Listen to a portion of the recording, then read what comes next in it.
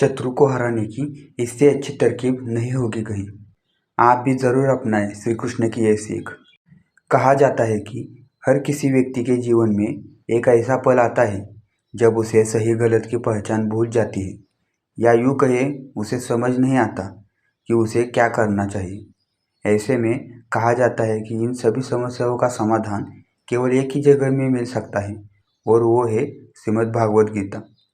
जी हाँ, कहा जाता है कि इंसान को अपने जीवन में कैसी भी असफलता का सामना क्यों ना करना पड़े, अगर इसमें दिए गए श्री कृष्ण के उपदेशों को अपना ले तो उसका जीवन सुधर सकता है।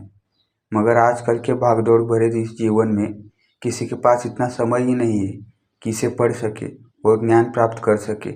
ऐसे में हम आपको अपनी वीडियो के माध्यम से समय समय पर कई ऐसी नीतियों के बारे में आपको बताते हैं। इसी कड़ी में आज हम आपको बताने वाले हैं श्री कृष्ण द्वारा बताई गई कुछ ऐसी ही बातें जिन्हें समझना प्रत्येक मनुष्य के लिए बहुत लाभदायक साबित हो सकती है। श्री कृष्ण कहते हैं कि प्रत्येक व्यक्ति को ब्रह्म मुहूर्त में उठना चाहिए।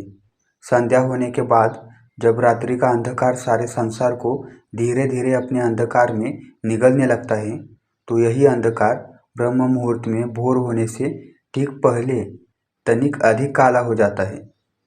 ठीक ऐसा ही होता है मानव जीवन। जब हमारे जीवन की समस्याएं अंत पर होती है, तो यही समस्याएं एक भीषण समस्या का रूप लेकर हमारे सामने चुनौती बनकर खड़ी हो जाती है। ऐसी परिस्थिति में अधिकतर लोग हार मान जाते हैं, परंतु अगर आप भय न खाए, हार न माने, दृढ़ता के साथ खड़े रहें, अपने लक्ष्य पर आगे बढ़ते रहे, तो प्रकाश के रूप में हमारा स्वागत करने के लिए सूर्य उदय हमारा स्वागत करता है।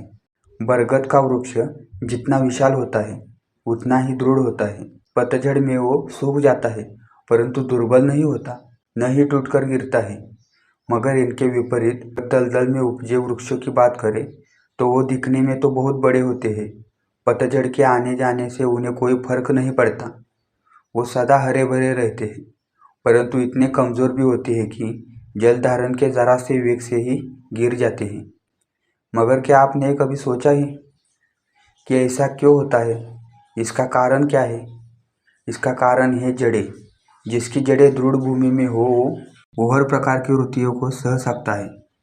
इसके विपरीत जिसकी जड़ें दलदल में हो वो अपने आप को उन जड़ों के अनुरूप दुर्बल बना लेता है।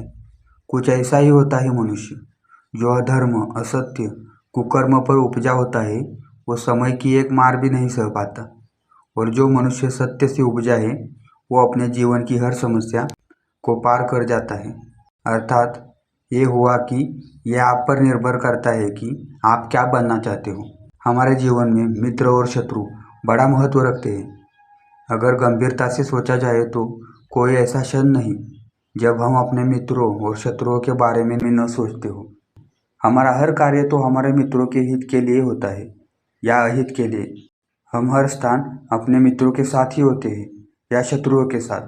कोई नहीं चाहता कि उसका शत्रु खुश न रहे, बल्कि प्रत्येक व्यक्ति चाहता है उसका नाश हो जाए, जिसके लिए वो उसे हर तरह से हानि पहुंचाने की भी कोशिश करता है।